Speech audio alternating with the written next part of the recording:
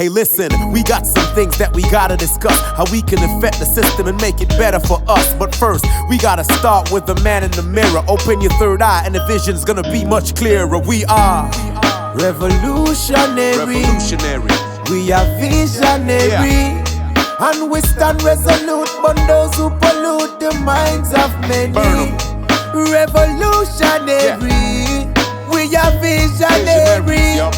And we stand resolute on those who pollute the minds of many, y'all. This is the Revolutionary Social Work Podcast, y'all.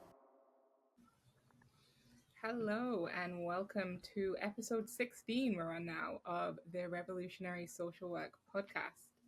And we are blessed to be joined today by Causha, our good friend. How are you doing? Good. How are you So all? happy to have you back on. We are doing good.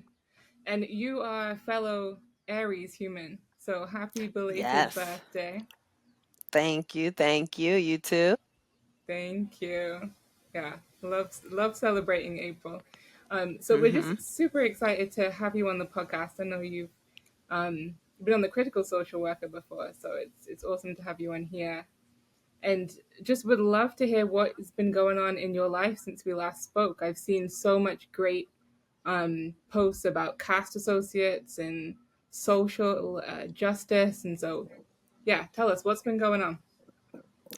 Yeah, well, first, it's good to be back in conversation with you all in this capacity. So thank you for having me. Boy, what have I been up to? I've been through a lot of transitions.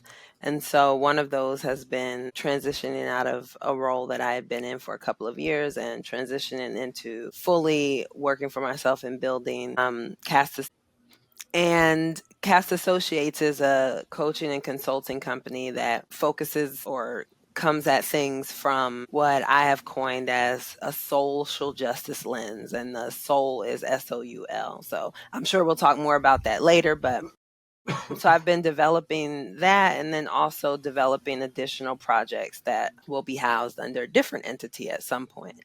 I've also gone back to school. Oh. Yeah, so I'm currently in another program and actually wrapping up the semester as we speak. And yeah, and trying to thrive in this crazy world. You don't stop. Just keep going. I try not to. Too hard to keep up with. Yeah. I thought when you mentioned going back to school, though, it seems like I have something in the back of my mind or back of my consciousness that tells me that you were going for a PhD. Is that right? PhD? So yes, initially when I relocated, that is what I relocated for. Since then, I say I'm retired from PhD program for now, at least that one in that way. And now I'm getting a second master's. It's a specialized master's in innovation management and entrepreneurship. And as I've transitioned into full-time entrepreneurship, I thought that it was good to get some additional official training, if you will. And we've talked about like the what it means to be connected to academia and stuff like that as well. So yeah, it was an opportunity, came along. It was a perfect fit for what I'm doing now. I've been excited to be in it. So one of the criticisms of social work, right, that everybody kind of goes through is you're not going to make any money, and obviously that a lot of that's going to depend on where you're working and who you're working for. But I was looking at stats yesterday, and I think it was like 70% of social workers work for like a corporation or some kind of agency that's run by something else. And I was wondering, now that you've dabbled in entrepreneurial type stuff for a while now, do you see that as a viable option for, like, say, most social workers if they wanted to make more money, or do you think that's more of a niche for people with special talents or interests in that, in that regard? Yeah, I think that answer is both and. I think it depends on the person and what they want to do. But actually, one of the things that I do is coach folks who want to move from or transition from working for others or working for systems to working for themselves. I mean, my transition, there was an overlap. Like I had a regular salaried job when I started this work about 8 to 10 years ago in the transitioning. And then I also was doing a consulting company and developing, my independent contractor niche, if you will. And so the both and part would be, so yes, I believe that it is a viable option for almost anyone to transition, particularly from social work or some type of social welfare, human services type work, to entrepreneurship and or intrapreneurship, which is something we don't hear about a lot. But that's kind of how I started, because that's when you go into organizations and someone is like, okay, I need said program or affiliation that I need to happen, but I'm going to bring someone in to do that. And so those are really viable options. One of the reasons why I love coaching these folks at the same time is because something that I've noticed is a dissonance between those of us who are used to being the workhorses, so to speak, and then transitioning into actually running a business, right? So, it's one of my favorite things to do. There's so much fear in that, I find, like leaving a big corporation, all the comforts that come with it, whether it be like the paid time off or knowing you're going to get a paycheck at the end of the month or whatever it is. There's so much fear. And I've spoken to so many people who have all these amazing ideas, mainly social workers, but there's fear of letting that go. And that is also attached to, being a breadwinner for the family, or just a significant amount of your income supports family and children. And so I'm just wondering, in your coaching, how does that come up, and how do you work with that fear? Yeah, I mean, so I'm a huge reframer, as you all know, right? And I think we talk a lot about fear of failure, but I actually have a belief that it's more fear of success. I think so much of what we do is based on survival, that when someone looks up and is like, I get to make the decisions, like I get to decide how this is going to be done and how much someone pays me, and all the so-called dirty words for people who are supposed to be social workers and working with the people in community. And it doesn't have to be like that. And also, again, you have to know who you are. Like, there was a time in my life where I actually enjoyed having 4 streams of income, in a way of like, I think at one of my busiest times, I had the salaried 9 to 5 kind of thing, that gave me the freedom to build other things. And then I was also lecturing, and I was also doing consulting and building myself as an independent contractor and stuff like that. And so some people thrive in that. Some folks don't thrive in that many things. And so then it's just a matter of helping them figure out what circumstance they could thrive in, what things they can possibly let go of. I know I've spent the last couple of months like getting rid of subscriptions. We subscribed to so many things, right? And I'm like, why am I subscribed to this? I don't even use it. So I think the fear there, the fear is what we've interpreted as a lack of stability.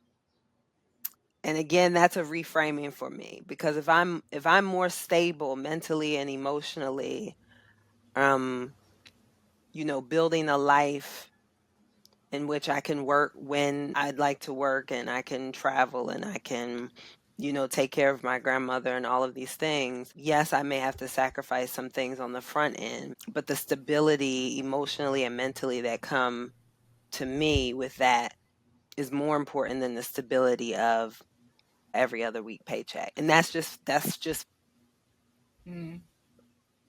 Yeah. I think too what you said, I can't remember exact words that you used, but like it reminded me of the Marianne Williamson poem. It's our light, not our darkness, that we fear the most. Our deepest fear is not that we are inadequate, it's that we're powerful beyond measure. And some of you might have heard that it was in Coach Carter as well. It's been all over the place over the years. I actually read that in jail. I found that book in jail and read it, and it helped me. But I think it's true. We often focus on some of the negative things that might happen, and if we do this or if we do that, or if this doesn't work out. But really, truly, what most of us are afraid of is that we do have that light, and that we're powerful beyond measure. And it scares us because we're so taught to be kind of feeble in this world, and that you're just supposed to go to work and be humble about it, and this or that. But I just really appreciate the way that you reframe that. I think that if we could reframe that more as individuals, as social workers, et cetera, then that light would, like it says in that poem, actually, that it would liberate other people to do more of the same and have a ripple effect. Absolutely. Yeah. And as social workers, isn't it? It's wild that we don't always put our emotional and mental wellness before a paycheck. Like, I feel like social workers, we do the opposite majority of the time. Or maybe not just the paycheck, but for other people. Like, we put our mental and emotional wellness second to the job or to the people we're trying to serve and help. And it's so counterintuitive to a whole field. It's wild to me that we do that so much. Even that, when you hear, I hear it as a professor, but I'm sure the workforce as well, is I'm sorry, I'm sick. I'm sorry that this happened, or I'm sorry. Well, to me, when we look at that, when you take a step back, that's not very logical for you to be sorry that you got sick, or you're sorry that your kid got sick, or that somebody passed away that you were close to. Yeah. That's not really something that you should be sorry about, but that's how we frame it. I tell my students 100,000 times, you don't have to be sorry. Just let me know what's going on so I'm aware. Right. You don't have to be sorry. But they still, I know you told me not to say I'm sorry, but I'm sorry that this happened. And we're so stuck in that, you know what I mean? That deficit. Yeah, it is. It's that deficit mindset that we have. Yeah, I bet that comes up so much in your coaching. Yeah, and I will also say, that what it feels like to me oftentimes is that there's a prioritization of apologizing over simply taking accountability. And one question that has changed my life over the last few years, and that I always impart now onto folks that I work with, or even personally, is how have you contributed to your own suffering? Right?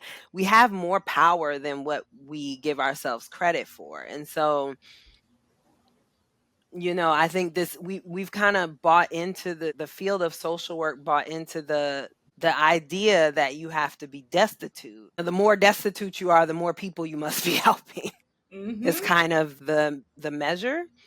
And it's really unfortunate because, whole premise of the field is about a village, about, creating your village that allows everyone to sustain themselves and one another. So, yeah, I just think a lot of reframing, unlearning, indoctrination, all the things that we talk about are things that could help this. And people have to be ready. And I want to say, I don't want to be insensitive to the moment, because I also recognize right now that financial stability, knowing you are going to have a check every other week or twice a month or once a month, it used to be a regularity. It used to be normal, and now it is not so much. And I do recognize that. And I recognize that it's a privilege to be able to have the option. My issue is that it shouldn't be a privilege.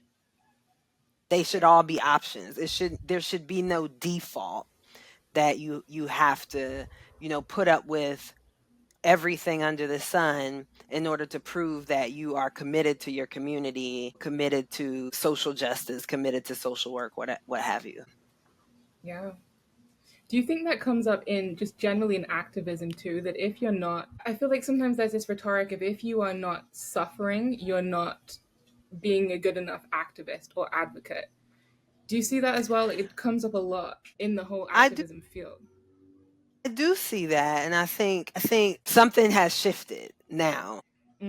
We have the Rest is Resistance framework. Shout out to, Trisha Hersey, the Nat Bishop. So we have the Rest is Resistant framework. We have the things like 92%, sit down, I think there's a lot of things happening right now that are letting people know it shouldn't have to be the same people. I look at people like Angela Davis, and I'm like, Angela Davis should be on a beach somewhere. And we, to me, I have kind of adopted this concept of like a tap in, tap out, like what can you do? I was in the streets at every march, having things thrown at me, whatever, for years, for many, many years, because that was where I was supposed to be at that time. I have moved my ministry, moved my activism, moved my, my purpose has remained the same, but the execution of it, the delivery of it has pivoted, has shifted. And I think we all have to be open to the ways in which activism, advocacy can shift. And I really appreciate, folks putting themselves, on the line to allow for others who have been putting their bodies on the line for so long to rest. So. Yeah. And we were talking about this a little bit before of you cannot do everything all the time at all times. It just is not going to work. It's impossible. Yeah. But sometimes you feel like you should be doing that or you want to be doing that. And how do we reconcile that? How do we still, sometimes that not being able to do it then just makes you shut down. I can't do anything. And we have to remember like there's tapping in, tapping out. Where can we, what do we have control over? Where can we put our energy and rest that other part for a little bit?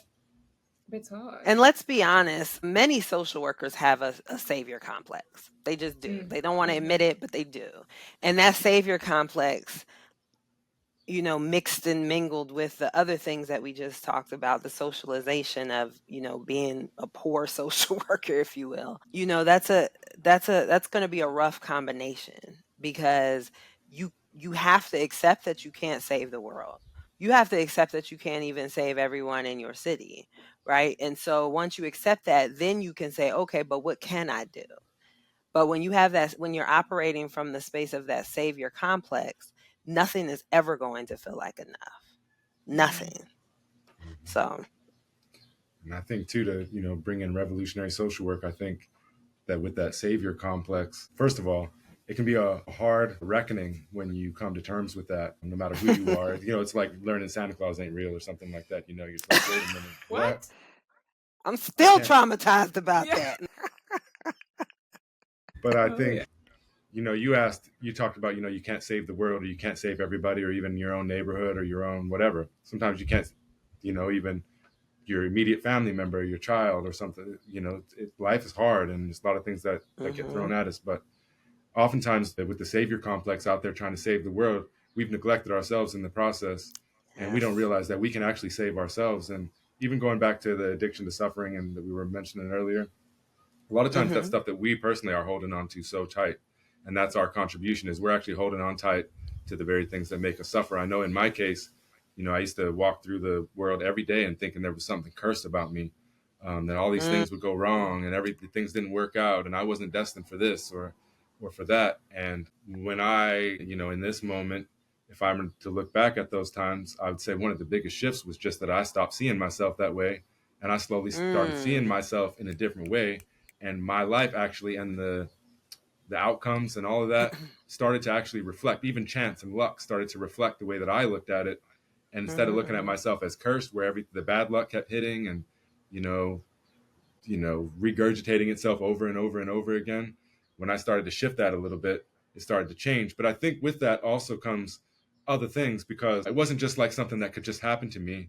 I had to have things in my life that gave me support, like almost similar to Maslow's hierarchy of needs or something, to where I had to have certain things there. And then once I was there, then I was able to have that freedom to shift. And if you're always out on the hustle and trying to react to the very next thing over and over and over again, it can be hard to get there. But, like meeting Alicia, getting some education, developing a little bit of power, knowing that I have a family to come home to that's going to, be there for me regardless of whatever, that opened it up a little bit for me to start seeing it differently. And once that happened, I can't even put that into words. I almost feel like I'm a crazy person sometimes when I try to, speak wisdom to my students, because I'm saying not all you have to do, but a large degree of what you have to do is change the way that you're looking at it, the way that I'm looking at it, let go of some of the things that I'm holding on to. And then, wow, everything starts to just fall into place the way that, it needs to, versus when I was cursed, when I looked at myself that way, it reflected that, and those kind of things kept happening and happening. I have a similar experience in that, like, I never thought I was going to make it past, 20, then 22, then 25. It's like every birthday was a surprise. And I think because of that, there were just certain things that I just didn't do, early on, because it was like, okay, I know I have a short time here. Let me just do these things while I'm here. Things started to shift when I kept pushing past those times that I didn't think I would. I think it really started to shift when I turned 30. And I was like, oh my God, I can actually see a future. I can actually see 40, 50, 60. And that contributed to me shifting some of the ways in which I moved, even professionally. I didn't start building my entrepreneurship lane until post that, right? So really interesting. That framing of how you look at yourself is really going to determine the decisions that you make oftentimes. So yeah, that mindset. This is a conversation I was going to say that I was having with someone yesterday about the stories that they're creating, and that there's something they want to do in their life and everything seems to be getting in the way, but then just realizing it's ultimately pretty much 100% the story that they've told themselves of why they can't do that thing. And it was very hard for them to even create another story with a positive outcome. It seemed almost impossible, but we're just getting in our own way with these stories we create, and then we end up living the story that we're fearful of and that we're not wanting. But that's hard. It's hard to look in the mirror and say, that's me. It's me that's getting in my own way. It's not everything else in the world. it's hard at first, but the joy that you feel when you realize then how much power you actually have over that life can now happen for you, and you can happen to life instead of life happening to you. Yeah. And that's part of that reframing. So Yes, two comments real quick. That's another reframing. I think in recovery and in addiction, they talk about they use the serenity prayer, which can be very valuable. God grant me the serenity to accept the things I cannot change, the courage to change the things I can, and the wisdom to know the difference. Right? There's humility there. It's realizing you can't change the world and all that. But then I heard Angela Davis's version, which is I'm no longer accepting the things I cannot change. that's right. I'm changing the things I can no longer accept. So both of those can be true, and both of those can be helpful. But reframing it as, hey, I don't have the power to change anything, so I'm just gonna keep being me and doing the same thing, versus realizing that you have the power to change it all. Actually, you have the power to change all of that stuff. You may not have the power to change who's president of the United States per se, or politics in such a way, but you have the power to change your complete reality and all of the circumstances and all of the the outcomes. Also, it reminded me of teaching solution focused interviewing, and the number one tool that the students are like, don't know about this one. It's the miracle question, which is really kind of a level of manifestation where you're looking into the future and saying, well, okay, all these problems that I'm talking about now are gone. And I think the social work students have an issue with it because they themselves oftentimes are like, oh, that's cheesy, or that's, you could get, that's not going to do anything. And how's that going to be helpful? That doesn't change anything in my life. But that also speaks to how we think things need to happen, instantaneously. We think that a change is just going to happen. But when I look back on most of my change, no matter how much I wanted it to happen, it was really like a subtle thing that took place. And then when I look back, oh, it did change. It's not like I just, bam, learned something and all of a sudden my life was different. It was, even when you do manifestation practices or something like that, it takes time and patience. And, going back to my previous self again, that guy didn't have any patience. And so that was part of the problem with being able to see, if I couldn't get it now, then I just couldn't see it happening.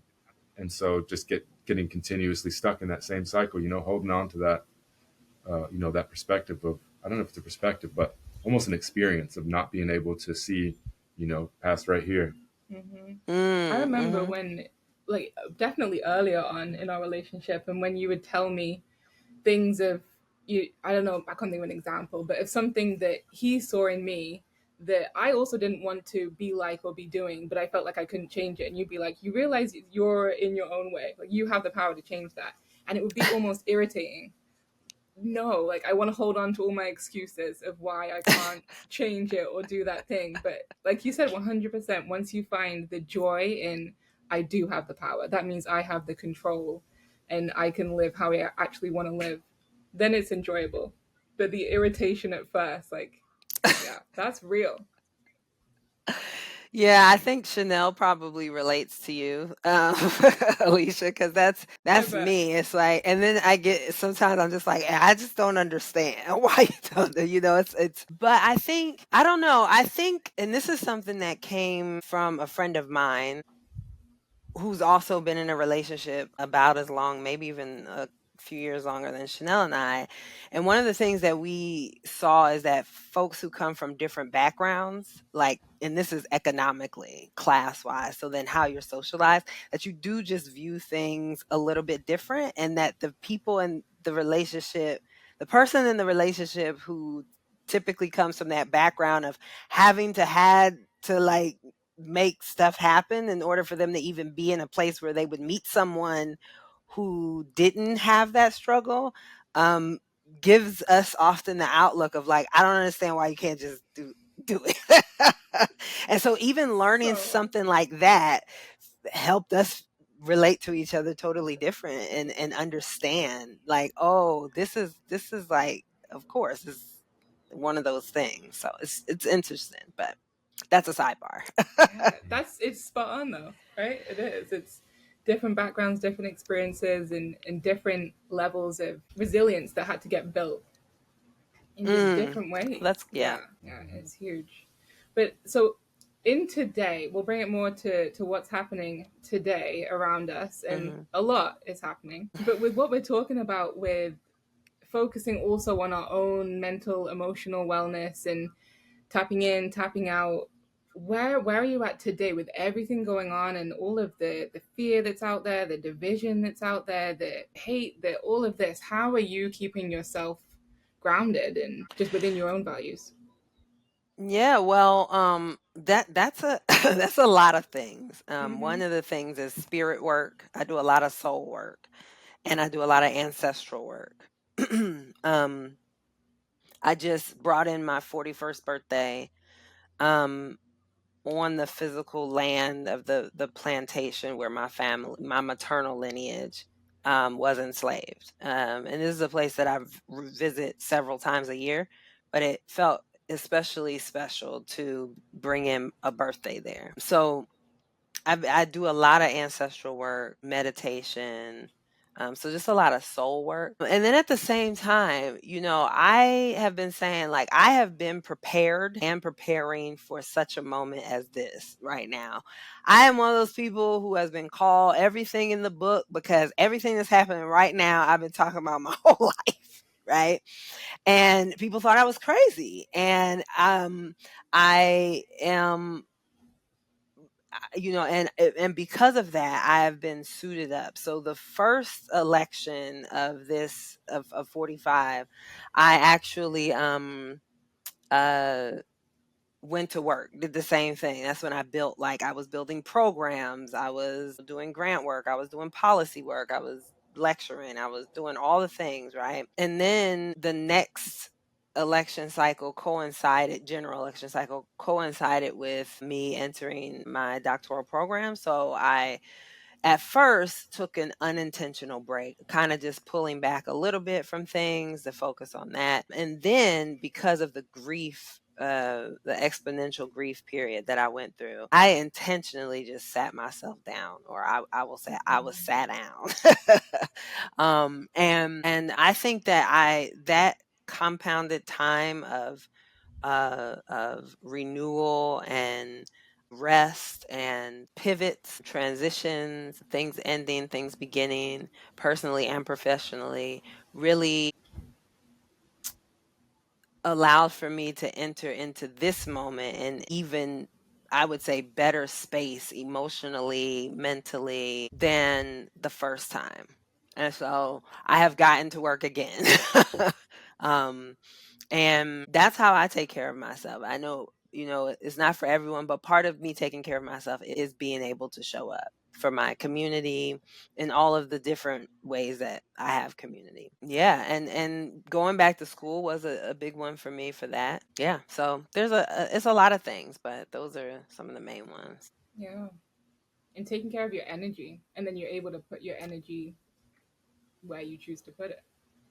Absolutely. Absolutely. And yeah. and being able to like hold space for folks because there is so much happening right now, that feels really good. Making sure that I'm in therapy, I'm still in therapy. That's a big part. And resting when I need to. Like I've chosen my 2 days a week that are my off days, and those are my off days. They're not typical off days, so it's kind of nice.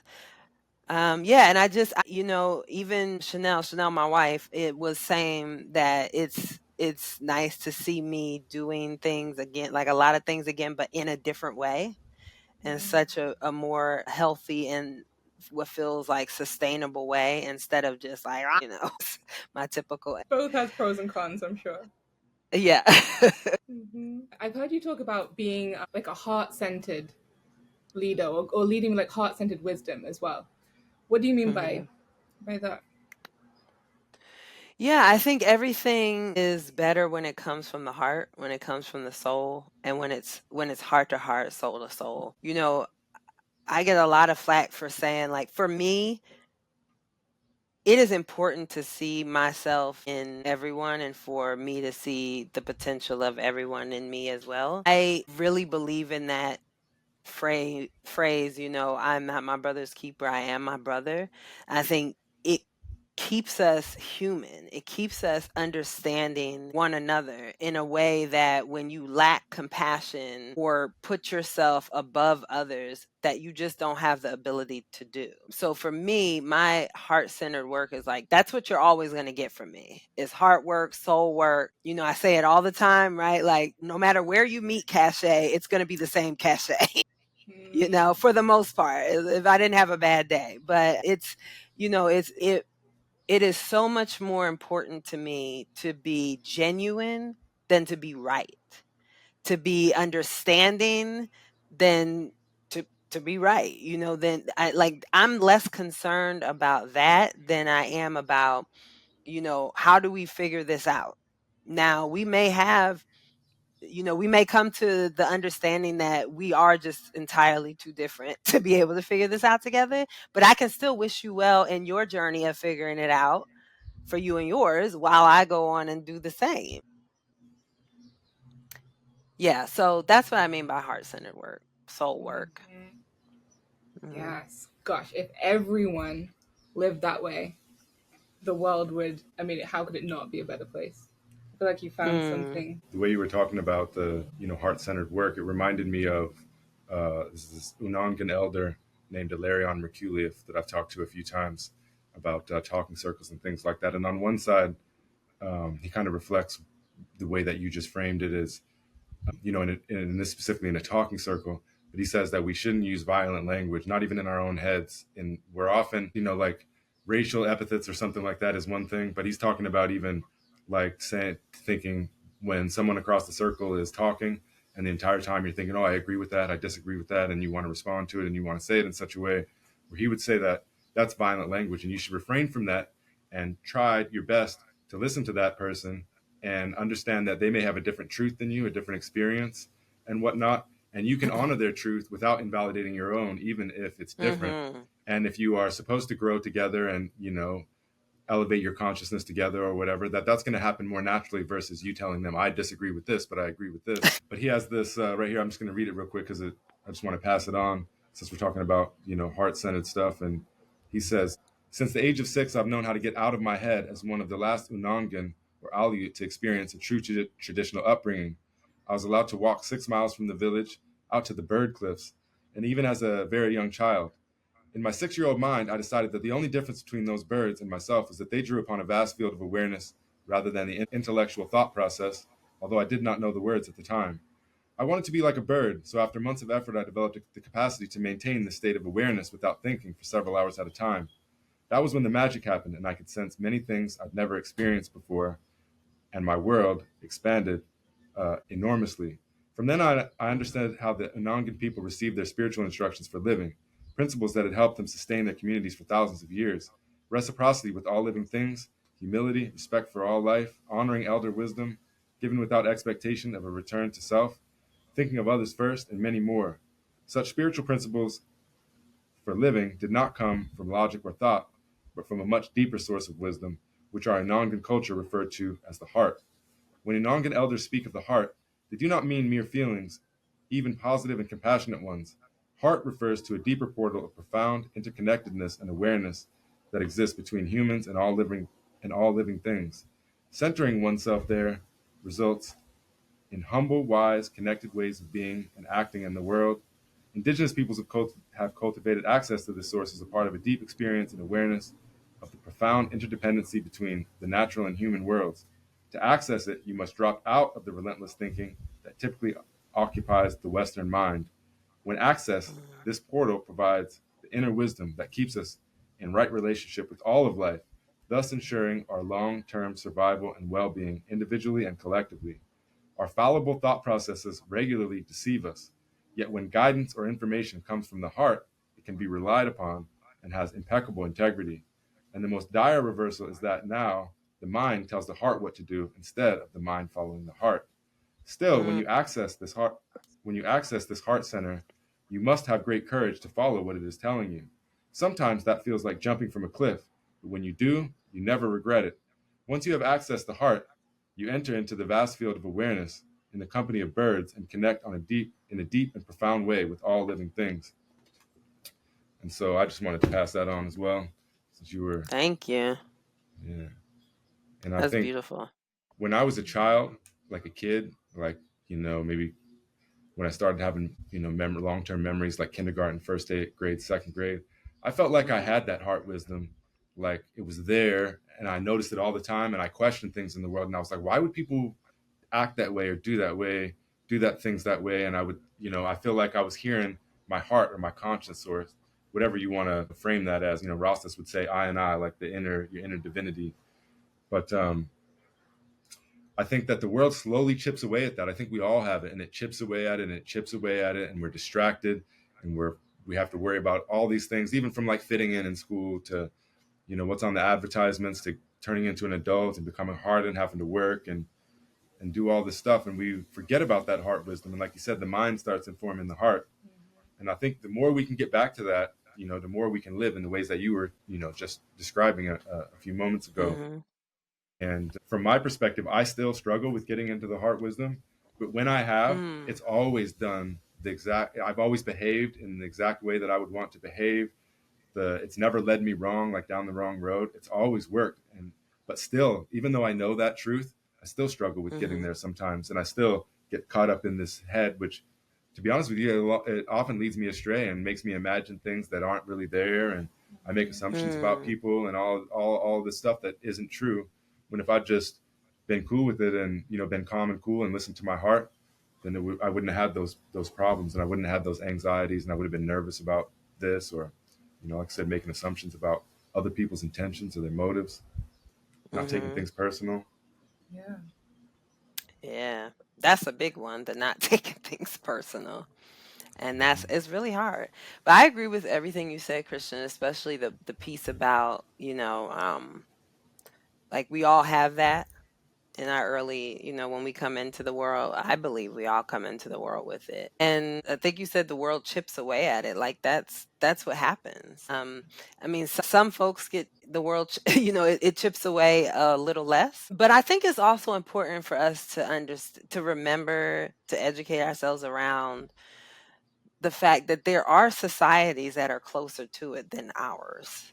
Right. And so this doesn't have to be the default. And not only are there societies, but within our society, almost every like sub society or subgroup has these communal norms, right? With everything from3generational houses to, households to, mutual aid. I mean, to, doulas and midwives. I mean, we could go down the list in regard, like we do have everything that we need within our communities. And that's part of the thing I love, reminding people of, like, we really do. Like before there was a law that said you could do it, people were doing it. Before there was funding for it, people were doing it.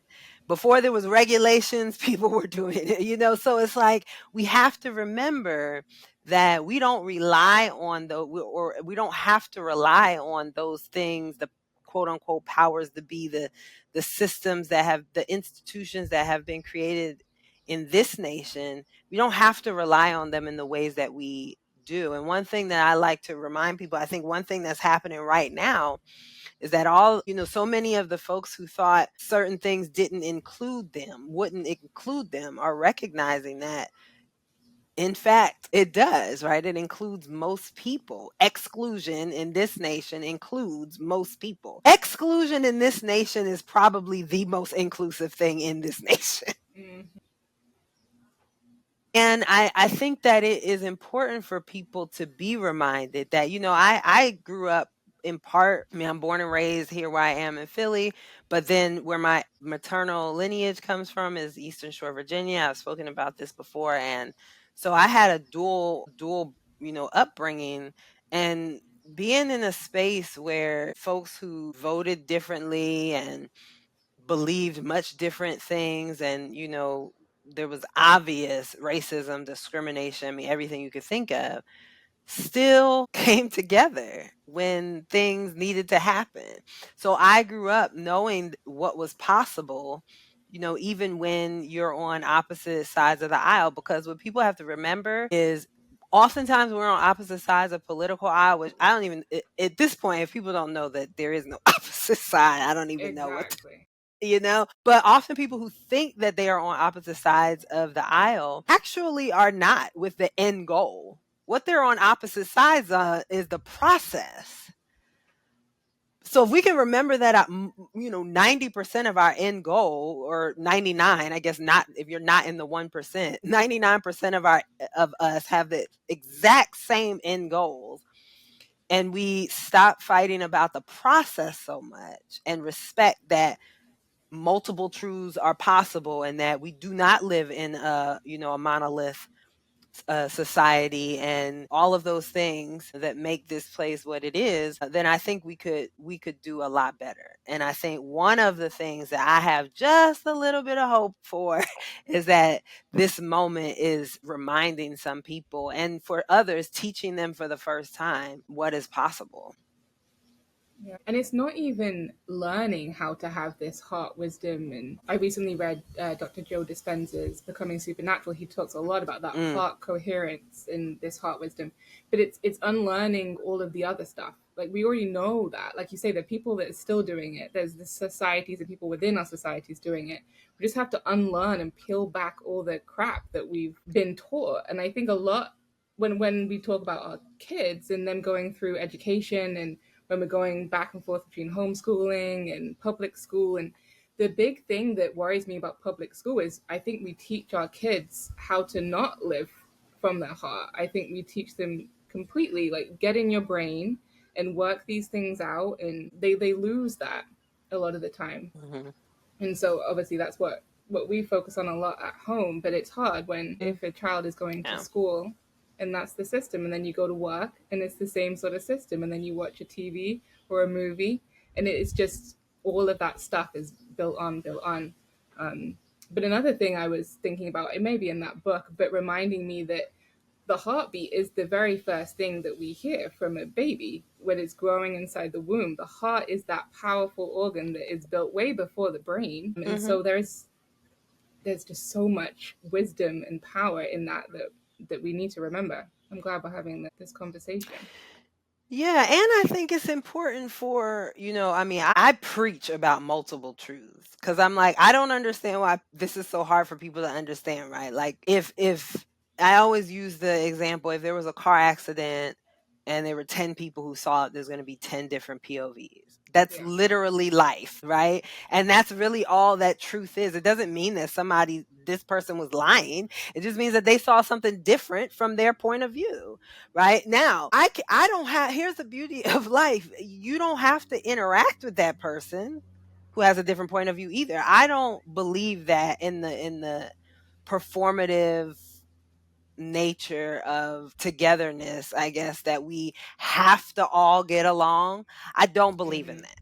And I don't think that we all will get along. And I think that when you try to make yourself get along with everybody, that, when you feel the need to be liked by everyone, that can sometimes be part of the issue. But I do think that we can find ways to exist without the level of disharmony that we are existing in right now.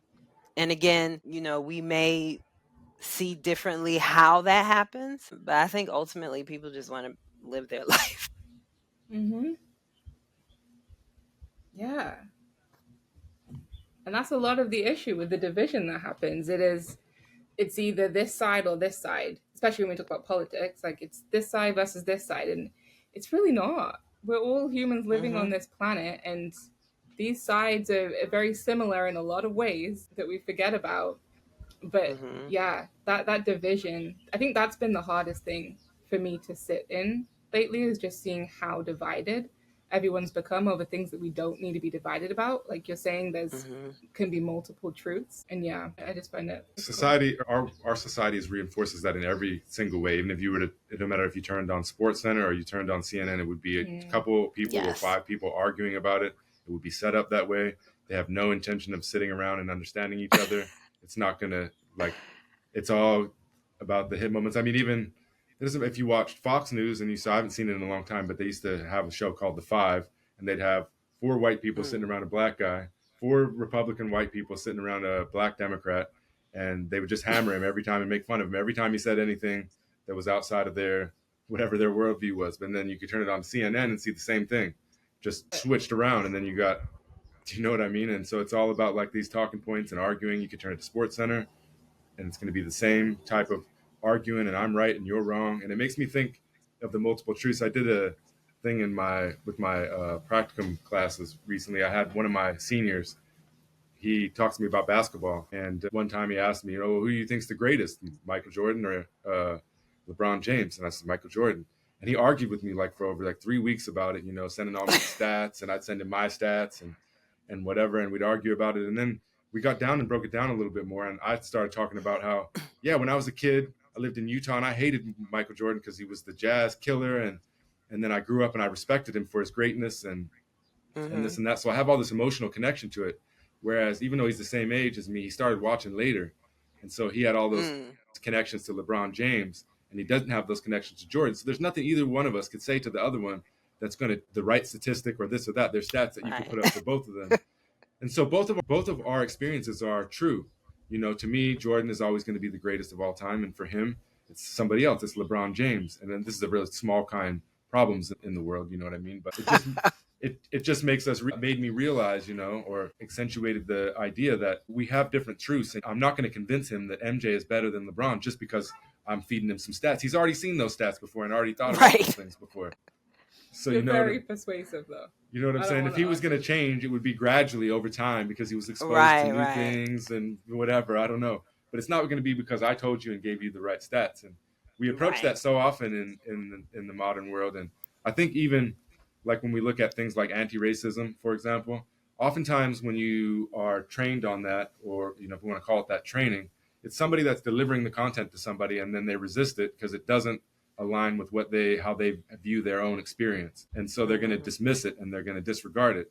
Whereas, like for me, participating in talking circles, for example, over time made me listen. This was indigenous folks, but it made me listen to them over time. And I had the opportunity to really let that unravel itself. And then I was able to hear their truths versus before that, when I would go to what I would assume was I can't remember if they used those words back then, but it was like an anti-racist training trying to teach me about that. And they were telling me about that certain things. And for most of us that I talked to in those groups afterwards, they're rejecting it because it doesn't align with their own experience. Somebody else is trying to tell you their experience and trying to get you to take it. And so this teaching, it's like the banking model of education. I'm going to come here with information. I'm going to deliver it to you, but it doesn't get received. You have to become a part of it for it to be received. You know what I'm saying? And it takes time and openness and willingness. And our society in today's media and everywhere else, it reflects just the opposite of that. And so it's no wonder that, kids are growing up older and older and they're unable to do that. Oftentimes when I get freshmen, they're not able to have a real dialogue or a conversation because they don't think they have anything to say. They don't think they have any knowledge. They don't think they have any wisdom. Right. And the ones that do take for granted that they might be wrong. And so, it doesn't lead, they haven't developed those skills. And we talk about school and what we learn in school. And we definitely don't learn that. We definitely don't learn how to listen and how to talk and how to.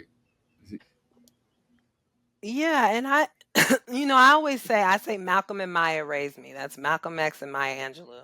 So I've been radical my whole life. And I mean, there's just certain people that I'm also just not going to argue with. And I also I don't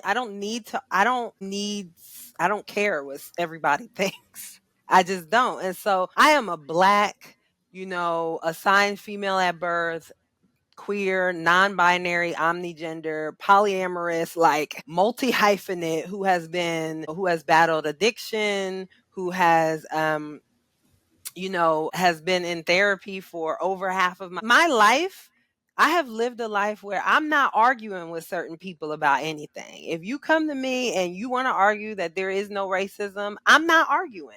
If that's the opinion you want to have, go have it. Have it over there, but go have it. Right. And I think so. The other part is, yes, be open to listening and be confident in who you are and what you do know, and know that you don't have to give everybody the energy. Some people, unfortunately, their spirits are here to rattle other people's spirits. And you have to know when to let it go and walk away. There are some people who like you just said, you're not going to, I can't even say change someone's mind or convince, because I don't talk to people to do that. It's like I talk to people to share my experience. And if by some way you have not even a change of mind, but a change of heart, that's what I prefer. Change of mind can happen. People flip flop every day, but if you have a change of heart because you have heard things that I've been through, and there are certain folks that I don't understand why we can't have more of an understanding, because I understand what you have gone through. So how are we even sitting here? How is this an argument? Right? Like, so I think, or I want to say that it's that both and, or the multiple truths of, yes, be open, be willing to listen, always be willing to be wrong, and stand on business. I believe in that. If you know that you know that you know that you know, then that's what it is. I want people to, even if it's something that to me is egregious, like people saying like, people shouldn't put up like whites only signs or whatever. No, tell me, because I control where I spend my money. I'm not going to argue. That's another thing I don't argue about. I spend my money with black and brown and, black, indigenous, brown, businesses, and as much as possible, like local stuff. And people say, well, you don't get to tell me where to spend my money. I live consciously, right? And that is in every aspect of my life. Now, everyone else doesn't have to do that, but again, let people live. I think that, and this is going back to what we were talking about before with the stories that we tell ourselves. And I was talking about this with some family, over the last few days, but we unfortunately are so addicted to chaos sometimes that the thought that chaos doesn't have to exist, or that you don't have to exist in chaos, is just too much for some people. And that's scary. That's scary. So. Oh yeah. I see that all the time with a lot of people I work with, is that chaos has been so normal and almost comforting at times during someone's childhood or adolescence, that then in adulthood it's really uncomfortable to be in a peaceful, grounded state. It's just not, it's not comfortable, it's not familiar. And it's also, I think, it's hard to sit in that, because then there's an expectation, like that survival mechanism comes on, that there's going to be something that's going to cause distress or to send into chaos again. So I don't want to get comfortable in this because it's not going to last. And that's really hard to, help guide someone in this space is safe now. It wasn't, Right. but now it is. So Chaos is addicting as well. It is. I think even, I know that it's a little bit of a different context, but I even think, back to the days when I was running the streets, using drugs and selling drugs and all of that. I literally, part of the reason I used the drugs is I didn't want to go to sleep, because I was like into the chaos and everything that was going on. And I felt like there was going to be some chaos without me. I remember sitting there, seriously. You have FOMO on chaos, huh? It's like something is going to happen and I got to be here for it. Wow. How did you get out of that? Well, Had kids. no, I think I was addicted to chaos long beyond the addiction. But I think, obviously that participating in those kind of things, it's like throwing fuel on the fire. And I think part of it was just, I don't know. I mean, that'd be talking about going through the whole story. And I would say just that I had made a decision that I didn't want to be doing that anymore, at least to that degree, and doing that kind of thing. And I think once I had made that choice, it was that was like the downward slope. You know what I'm saying? Like, it doesn't mean I never did anything chaotic or wasn't in, thinking that kind of same way anymore, but I was on a downward slope where it changed and changed and changed. I think once you make a decision, and I think that was heart wisdom for me. I made that decision in my heart, and it was like I wasn't going to do it anymore. Like, I knew I wanted to live beyond this and not behind bars and whatever. I knew all that. And so it was an easy choice for me, to be honest with you.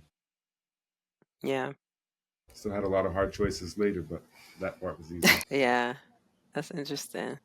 Well, I think, chaos, even if you take, sorry, just one more thing. If you take it beyond like the drug addiction, I was also had problems with alcohol later on. And you think about alcohol as just such a chaotic drug to take. Even if you think like, what's the main thing that people do? Go to a party or go to the club. It's chaos. It's straight up chaos, chaotic environments, and that's kind of what you're looking for, is some chaotic environment in which you can have something that benefits you happen within there, whether that's meeting somebody or some kind of incident or whatever. And the other side to it all is that if you get outside of the chaos, you might have to spend some time alone with yourself, and that can be what is scary to people. Yes, that is it. You took the words right out of my mouth. That's what I was gonna say. I think that the reason so many of us, and I'm throwing myself in there, when you said the piece about why you didn't sleep, I was like, oh no, I don't think that I was doing that on purpose. But now that you say it, I'm like, I think that might have been a part, and it was like when you're younger, it's like a badge of honor. Like, I don't really need no sleep. As long as I get like 90 minutes, one sleep cycle, I'm good, and for me, it actually, like, the type of chaos. And I was going to say, I feel like we've rebranded it into adrenaline junkie. Because we just I used to just say, I'm an adrenaline junkie. I mean, I guess that's why I do the stuff I do. And I've always been a reflective person, but I think that there is a way, again, like I said, when I was younger, mostly in my 20s, that I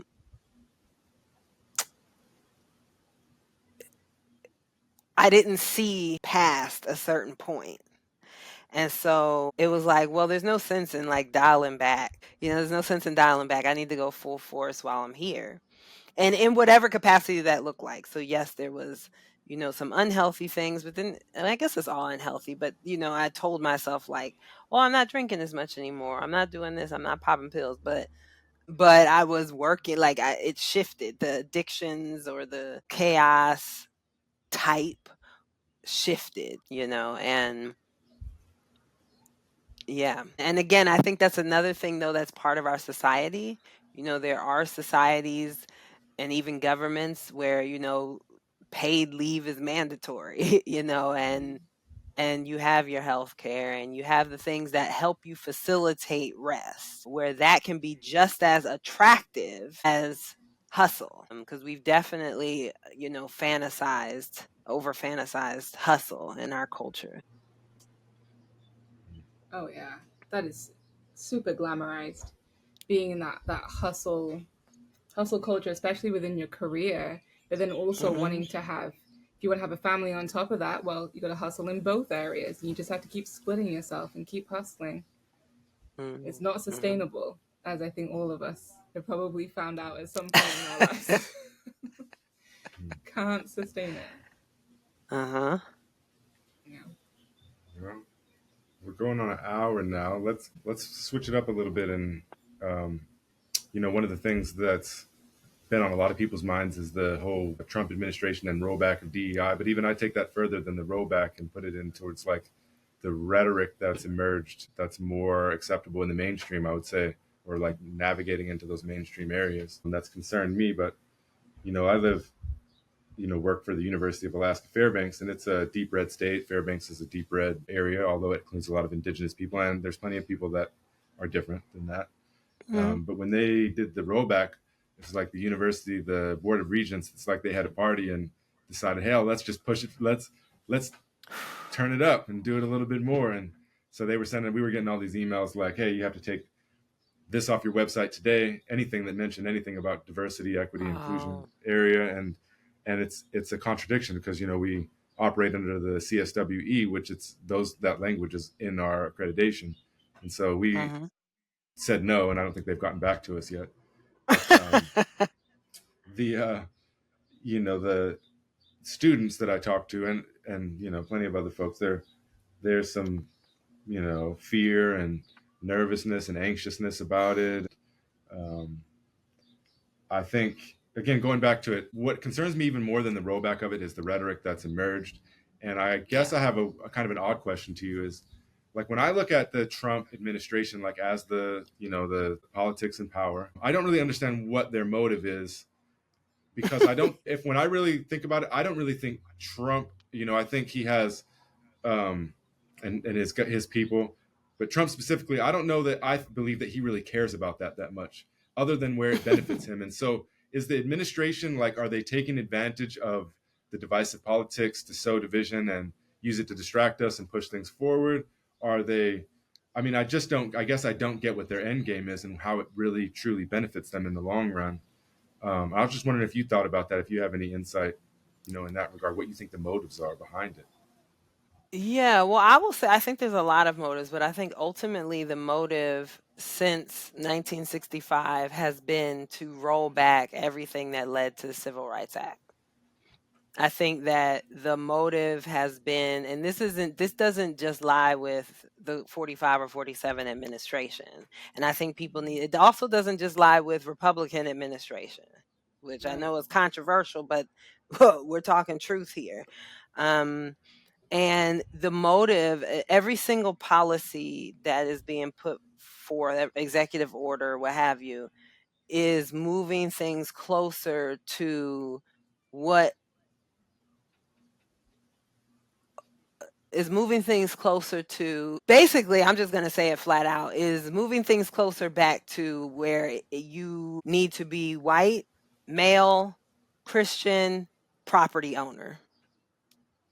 That is how the country started. And that is when they say make America great again, that is the actual reference. I mean, none of the things that are happening are new ideas. These are ideas that have been in motion for 50 plus years. It's just that we have probably the most uninformed voting bloc of, Western nations.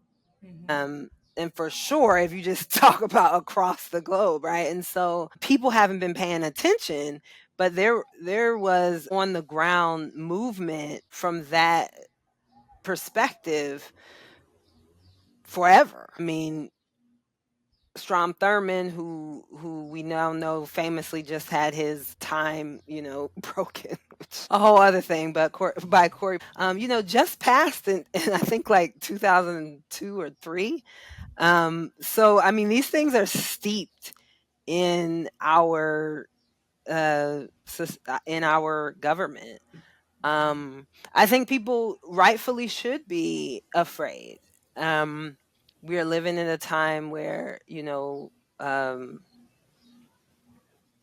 things could go really bad or things could go really great. And that's how I look at moments like this, right?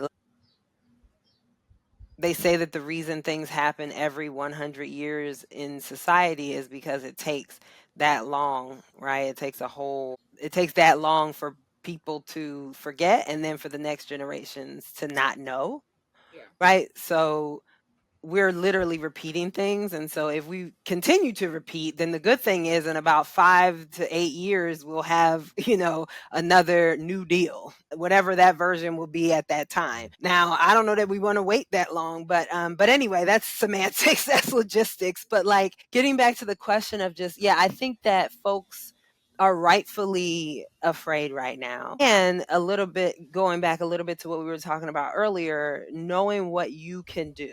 And sometimes all that you can do is take care of yourself in that moment so that you can be available for what may come next. But I encourage folks not to let it stop you from living right now. And I know it's hard because there's so many things going on. And if folks have just awakened in the last few years, I imagine that it can feel like a lot. And for so many of us, we're like, this has been going on. This has never not gone on, maybe not in this capacity, but or in the capacity that we're witnessing, just because it's tech guys, but before it was big businessmen and, stuff like that. And so we do have a frame of reference. So I would say that the fear, the anxiety, I understand it, and I feel is very valid. It's moments like this where folks can really think about, like, who do I want to be? Who do I want to be? What do I want to stand for? And who do I want my communities to be? Because we're not going to get through this without community. Yeah. And that's a huge component of revolutionary social work. Like you said, that sometimes the only thing you can do is take care of yourself so you are prepared and you are healthy. Otherwise, what are you going to be good for if there is this long fight along the way? So, yeah. And community. It's a big thing we've been thinking about for our whole relationship, is how to build that community that feels safe and that feels supportive.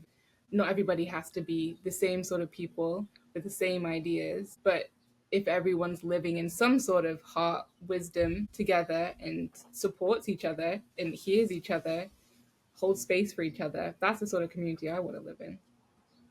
Exactly.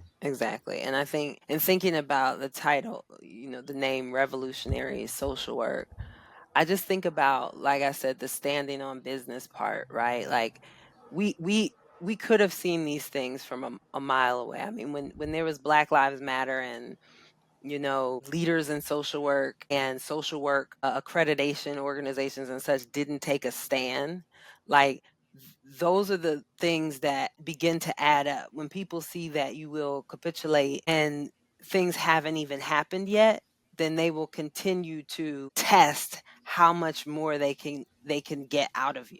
And this also speaks a little bit to the motive question, and so I think part of the motive that has to be countered is, and I yeah is what do you stand for?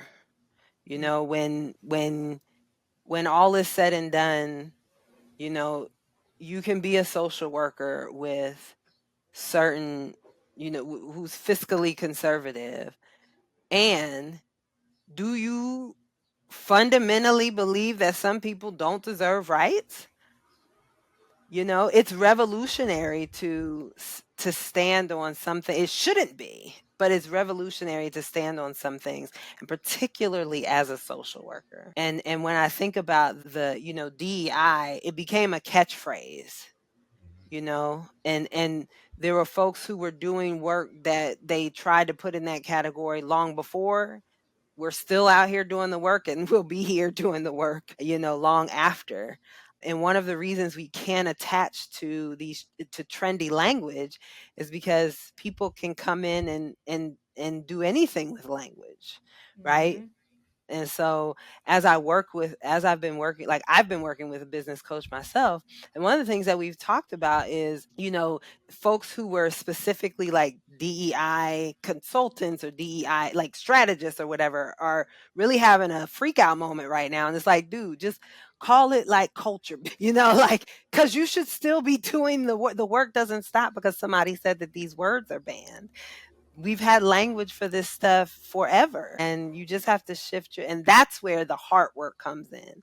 That's where understanding who you're working with, who you're building with comes in. Because it doesn't matter what I call it, the work remains the same if I'm really doing the work.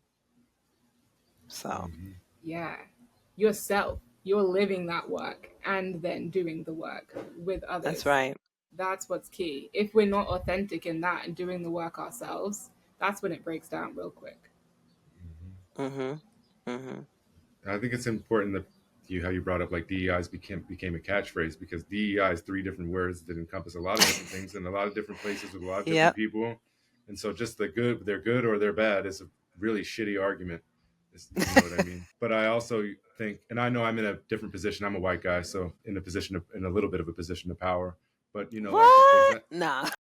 the example I gave of them taking it down from the website, I think that for me, it doesn't change anything. It's like for me, I don't even pay attention. I have no idea what the hell's on the website for that matter. But I'm going to be me regardless. And I teach my classes the same way. And I encompass all of those three words into the work that I do, from sharing power into the classroom, from making sure that I have diverse content to all kinds of things. I'm very mindful about that. And it's like my number one priority is to be reflective teacher, professor in that regard. And so you can take all that stuff down, but I'll still be supporting or, facilitating, et cetera.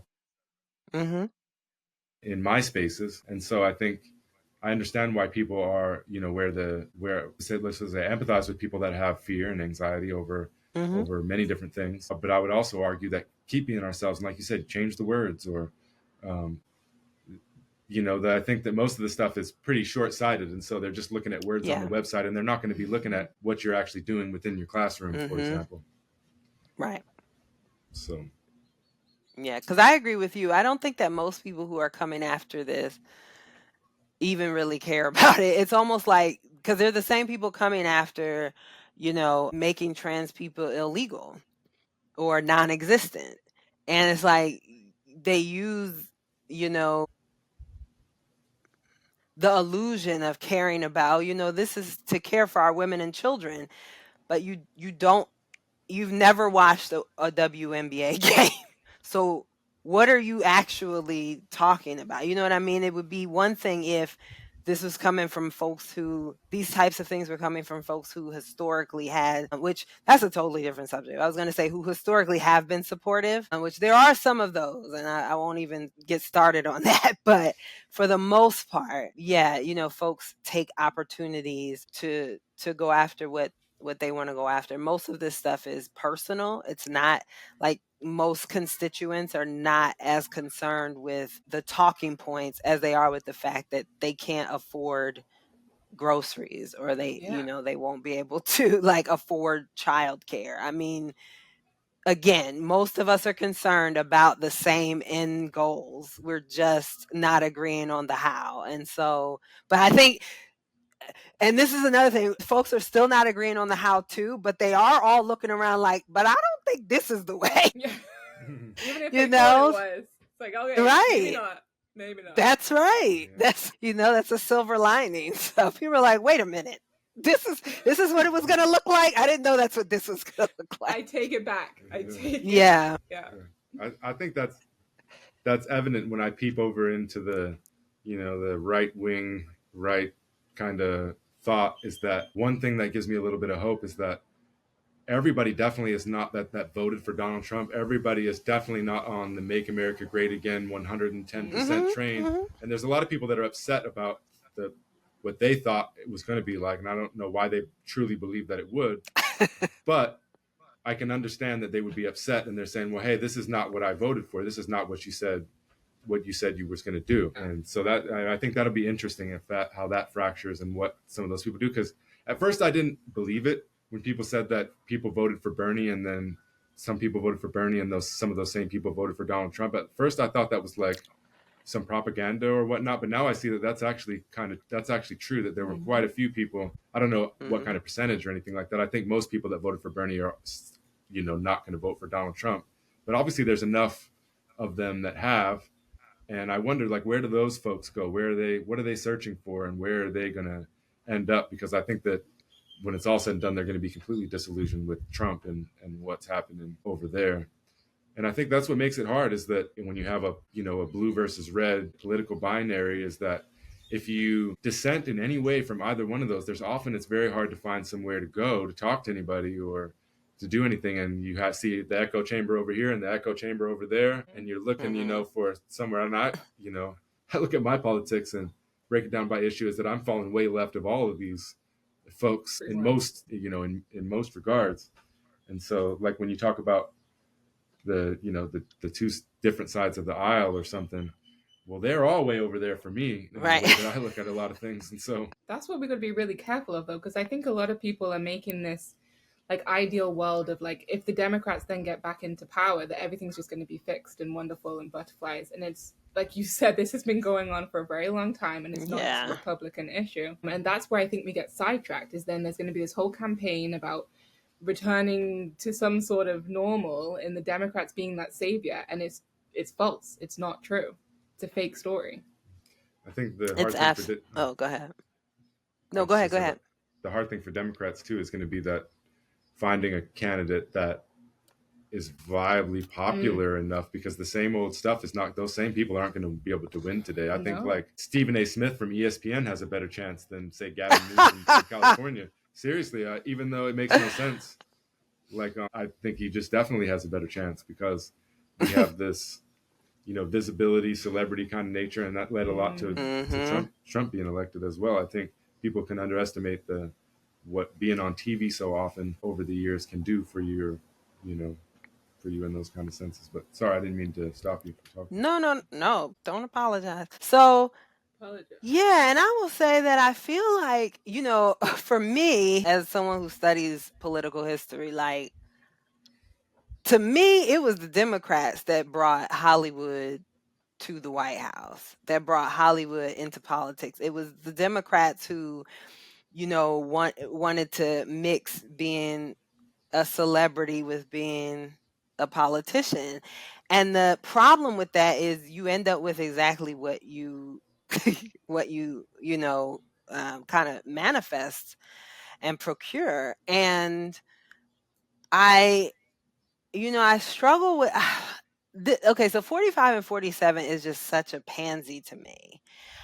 Like a puppet. I struggle with really seeing him as a true politician. I feel like he's being used. I mean, we know just by the stuff that, you know, like people calling Elon his co-president right now, or, you know, when he was president the first time, people saying, you know, that Mike Pence was more presidential than him. And so I think there's a way in which people get hung up on the person that is in the office, and not just the person with the title, and not even the people that they surround themselves with. And we have turned running for president or running for election, running for any elected office into we've Hollywooded it. You know, let's be honest. I mean, with the concerts and you know, I'm sitting there all night like, come on, I gotta watch 2 hours of people for you to come on here and talk for 7 minutes. Like, I'm ticked, you know, and I think, you know,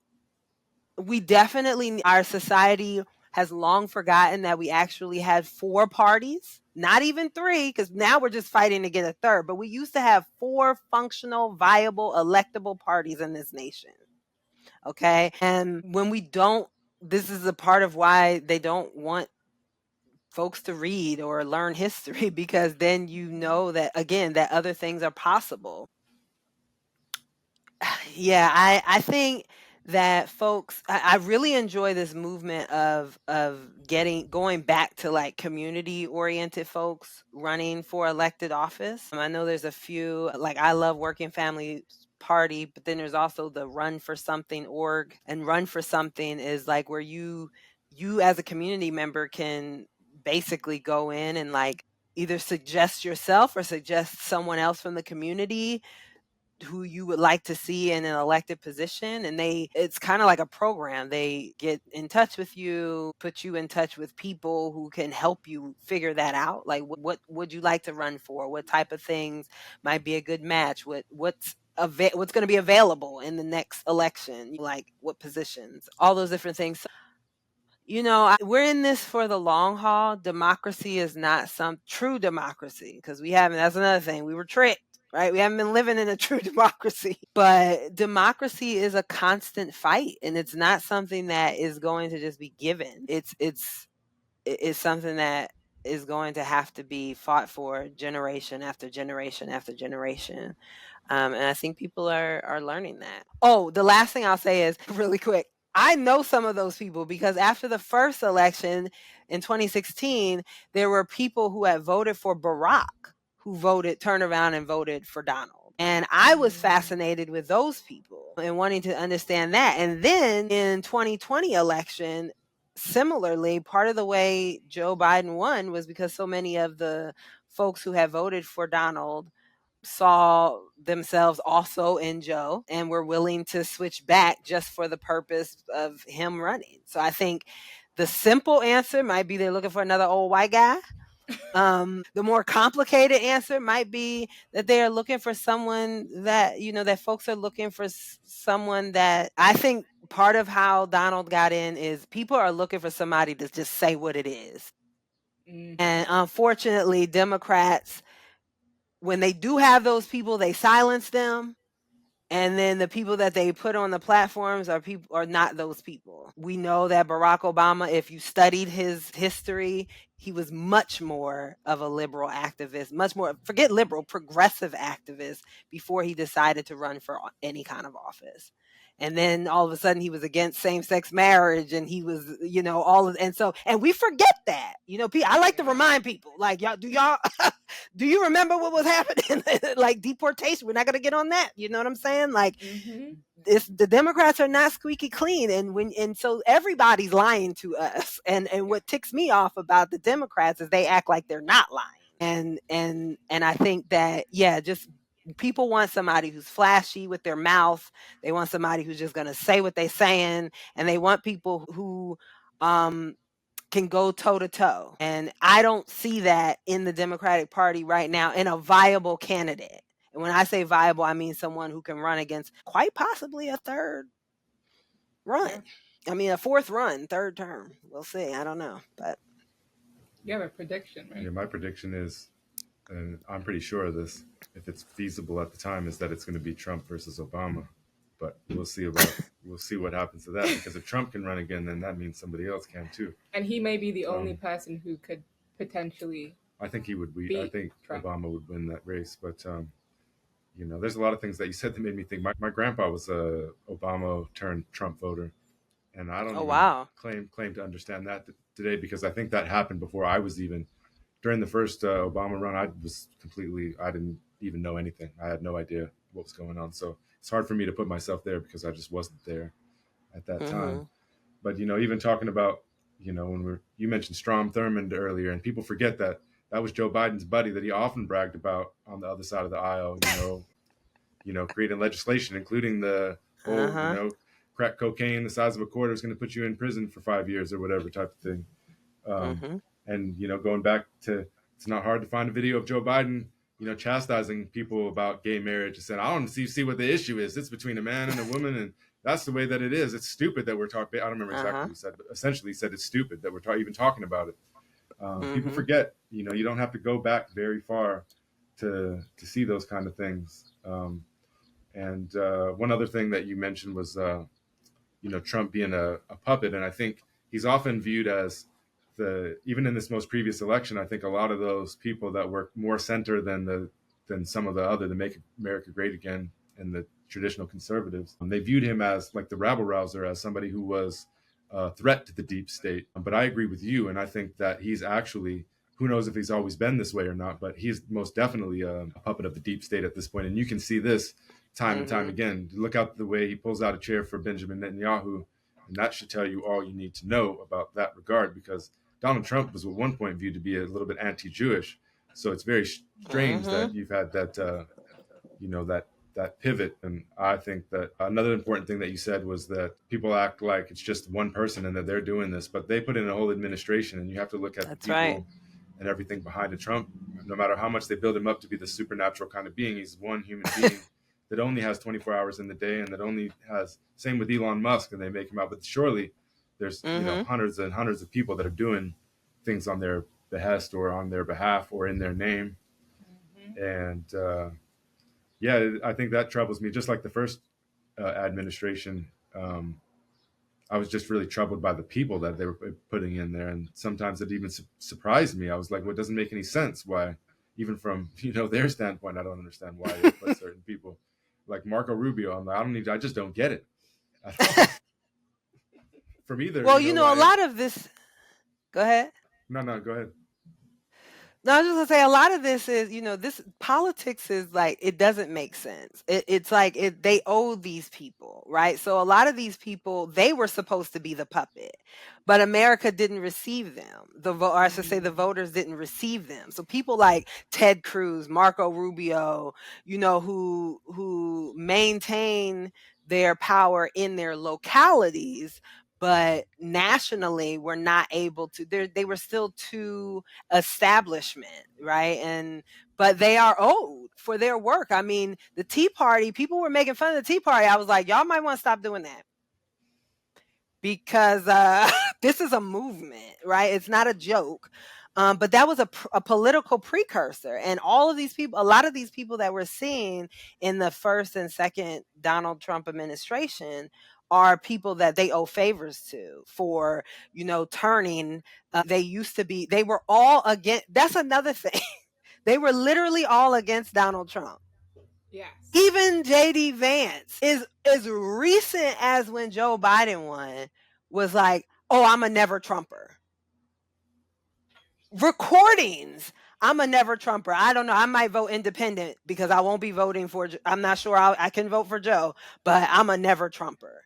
How do you go from being that to being somebody's vice president? You sold something other than your soul, or in addition to your soul. Yeah. So, but I do see a lot of this as repayment for not making it difficult to get him in, so that he could do their bidding. Yeah, and if you look at that, the people you named were spot on. The Marco Rubios, the Ted Cruzes, because they were so against. They were against each other. Trump was against them. He had all the nicknames for them. It was Little Marco, remember? And now I see him, and he looks like a totally different person. Anyways, but yeah, so they had to turn about because he lost that second election, and so the stakes were upped, and he needed those people. And that's so right. Somewhere along the line, like you said, somebody got paid off, or they all got paid off, or they all paid something. And that's a part that I don't claim to quite understand yet, exactly how deep that goes. I think that there's got to be some total vile shit that is beyond some of our even wildest imagination. That is out there. Yeah, I know some of the TV, it's like I can't even watch all the shows about like White House stuff and DC stuff, because I'm like, it's probably happening. It's probably exactly like that. Yeah. It's scary, because even like think about Jeffrey Epstein, and you think about like sexual blackmail and that kind of thing. Well, you could say that sounds really far-fetched, but so does the fact that he killed himself in prison when he was on suicide watch. You know what I'm saying? So I just think that there are some things, and I think though, it's just remarkable that those things haven't surfaced a little bit more somehow by somebody, and that shows you the depth of how well those kind of secrets must be guarded. And you said something way earlier, Christian, that I think is also accurate. You asked if I thought that some of this was a distraction, and I absolutely think, the whole purpose of doing so many executive orders that nobody could ever keep up is to keep folks distracted from things like that. Like, no one's even talking about the Signal Gate anymore. They were up in arms about the Signal Gate, about the signal situation a month and a half ago, or a month ago, whatever, and now nobody's even talking about it. It's just poof, it's gone. I don't even know if folks have seen that, like, Harvey Weinstein's case got his verdict got overturned, and he'll be given another trial. Do we think that he's going to be found guilty again? Like, come on. I have been called a conspiracy theorist all my life, so I have no problem if people do so, but none of this stuff to me is happenstance. One of my favorite quotes is, nothing is coincidence, everything is connected. And I believe in calculation. And, folks have been saying it, and it's so true, is that we are not outnumbered, we are outorganized. And that is what it comes down to. Because when the Civil Rights Act went into, the minute before that ink probably dried, they had a whole society of people like, okay, what are we going to do? We don't care how long it's going to take. Who do we get on board? Who needs, and however long it was going to take to get to start walking all of those things back. They were willing to put in the time. They got more people registered to vote between 2020 and 2024 than the Democrats in the last 2 election cycles. That's out organized. That has nothing to do with the lack of numbers. It's just, what are you doing? And so we talk a lot about like how to make sure that a moment turns into a movement and doesn't stay a moment. And that's organization. Being organized is a huge part of it. So. And Democrats really failed to do that also when they were in power, to continue to organize and whatnot. And I think an example that bothers me right now is the Bernie Sanders tour. And I haven't followed it closely, so I actually don't know everything that he's talking about or anything like that. But it bothers me because when we were same time I was with you at Honolulu, and it was that Bernie was running for president, had a lot of steam. And I really bought into Bernie Sanders, like to 110%. And, he was talking about income inequality and all these things I'd learned in sociology class that I never heard, especially politicians, I never heard him talk about. And then whatever, things go by, and there's lots of things that bothered me in between, but he lost the primary for whatever reason, went on, and Trump won the presidency, and we were in Utah for a little bit, and we went to the same thing that Bernie, after he lost, was on this tour, and we went there and waited in line forever, got people making fun of us for being liberals over there in Utah and all sorts of stuff. And then we got in there, and it was just hogwash bullshit that we went in there and listened to. Bernie didn't have anything to say, really, other than the same talking points. And then they brought out Tom Perez, and Tom Perez lectured us about all this stuff, and it was just the lamest thing. And it really, I don't think it like shut me off to Bernie completely, but it really made me like lose excitement about it all. And to see this, just like Bernie was pretty quiet about a lot of things, not everything, but a lot of things, through this all, and much different than he was at that point. And now it's just like a repeat of the same thing. It's like he's doing the exact same thing after they lost again. And it's like, well, it leaves me, literally scratching my head. Like, what is this going to, we need some real organizing that's not going to, because I felt like he sold us out. Yeah. Even the emails I got from the old Our Revolution thing started turning into just Democratic talking points. And so I feel a little bit, obviously a lot disillusioned, but also a little bit betrayed in that sense by that regard. And so it almost is like a repelling magnet. Like I want nothing to do. I can't even pay attention to whatever he's saying these days because I feel so disillusioned from how it went down the last time. And so I just don't trust him at all. If that makes sense. Yeah, Bernie is an interesting character for me because he's been saying the same exact thing. You listen to Bernie Sanders from 1976 and he's saying the exact same thing. And on one hand, it's like I appreciate it because he's been saying the exact same thing. He doesn't change positions. And for a politician, I changed my mind. I got educated and changed my position. That's like the theme of the. And so I really appreciate he is a stand on his business type thing. I felt the same way that year though. And that was a case in which I think favors were played on the other side, because for all intents and purposes, Hillary was supposed to win the primary in 2008. And when she didn't, it was like, don't worry, we got you next time. Because in what world does the vice president not run for office?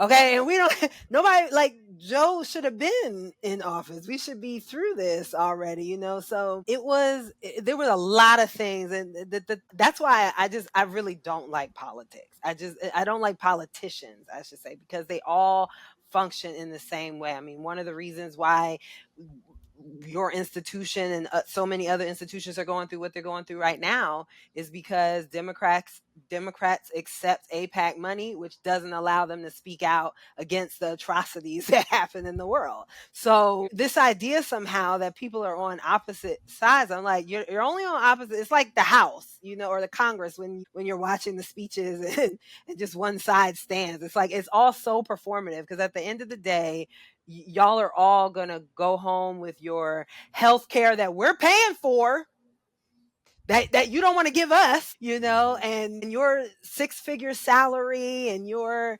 whatever. And we still have to pick up the pieces of our lives. And so, yeah, I like Bernie in that he does stand on that and not accepting certain money. But I agree with you. One thing I keep saying is if him and AOC, because I don't want to leave her out, she's on this tour too. if Bernie and AOC had done this last year, we might be in a different situation. Because Bernie he does understand his impact as an old white dude. Right. And so for me, it's like a slap in the face of like, well, we're not gonna go out here and work for this black woman. Be that as it may, there's a lot of faults and stuff like that. But I'm just saying, like, but then we're gonna do this work after the loss is like, it's more politics for me. It's more performance. And I also haven't watched any of the full nights, but I have watched some like clips of both of them, AOC and Bernie, and I don't really hear anything that I don't hear them always saying. And I don't know that they need to say anything different because people aren't listening to the first thing, so maybe they do need to kind of keep repeating. But the timing again is what bothers me. The other thing that I will say though, because I always have to look at things on all sides, is I do believe that we needed something. I don't know if this is it, but we needed something to shake people awake. Because had Kamala won, many people wouldn't be sitting up here having the conversations that they're having. We wouldn't be having the boycotts. And all of this stuff still needed to happen, even had Kamala gotten in. And that's the disconnect for me with myself and a lot of Democratic voters or folks who consider themselves liberals, is like, this work still needed to be done. And the fact that you are blaming this one election on why you got to now go out and do some work, why you have to not buy, or you don't even have to, but why you're considering, buying things direct from the maker. Sorry for the inconvenience, but like, you should be doing that anyway. And the fact that had Kamala gotten in, you wouldn't even be thinking about that is a problem. Right. So, yeah. Yeah. I wish we could keep talking forever, but I do hear I know. We've been going for a while. One thing I did want to ask you though, I got invited to the NASW National Conference in Chicago the week of June 16th, I want to say, and okay, nice. to do live interviews and podcasts. And some of them are going to be there, but I'm also going to be having a handful of remote that I'll do live there and put up on the screen so people can tune in there and chime in and whatever if they want. And I just think talking to you, it's been such a great conversation. It was great the other time. I guess I've had you twice on the critical social work, but the time I had you individually, it was just such a great conversation. And when I've shown that to students, it's been one of the ones that, there's been a lot of different students that it's resonated with for different reasons that it was meaningful for. And I just want to extend an invite to you if you would be down for that, to do a live one at the NASW conference sometime during that week if you want to look at your schedule. I would love to. Thank you. Yeah. I'd be honored. I think it'd be great. And I do think they have a focus on mental health. So we can talk about all kinds of things, but we can also talk about mental health as well. So if you want to look at your schedule, I have some people that are penciled in, but no specific time. So if you just want to look at that week, Tuesday through Thursday, I guess, that week of June 16th. And you said June 16th? Yeah, that Tuesday, Wednesday, the week of Thursday. June. Yeah. Okay. Definitely. I'll be reaching out to you all too. All right. It should be on the same time zone, so it should be easier. Yeah. But Chicago is just 1 hour behind me. Oh, is Chicago Central? Yes. I was thinking it was Eastern, so yeah, so it's actually only a little bit less of a difference. Right on. Okay. Good to know. Mm-hmm. Yeah, you probably know that. Yeah. This has been such a great conversation. Thank you, Causha. I knew it would be. Yeah, I always say that the best episodes are when you dialogue for a significant amount of time and it doesn't seem like that much time has passed and you feel like you can keep going. And I feel like we could have talked about not just bullshitting, but we could have talked about important things for quite a while. So I just want to say I appreciate you as always, as a friend, as a comrade, and just for giving us your time and putting yourself and out there with us to out there to the world. I just really appreciate it. And, I love you for a long time now. So just want you to know that and hope we can continue to have many more of these conversations. Definitely. I love you too, both as well. Thank you for being people who I am grateful to have in my life. I love having these conversations with you, and kiss the babies for me. Oh, we will. Will do. All right. Take care. Bye-bye. You've been listening to the Revolutionary Social Work Podcast, and we just want to say thank you for your continued support. You can catch us on YouTube, Apple Music, and Spotify. Remember to like and subscribe, and don't forget to share our content with the world. But most of all, never forget to keep being revolutionary. Peace.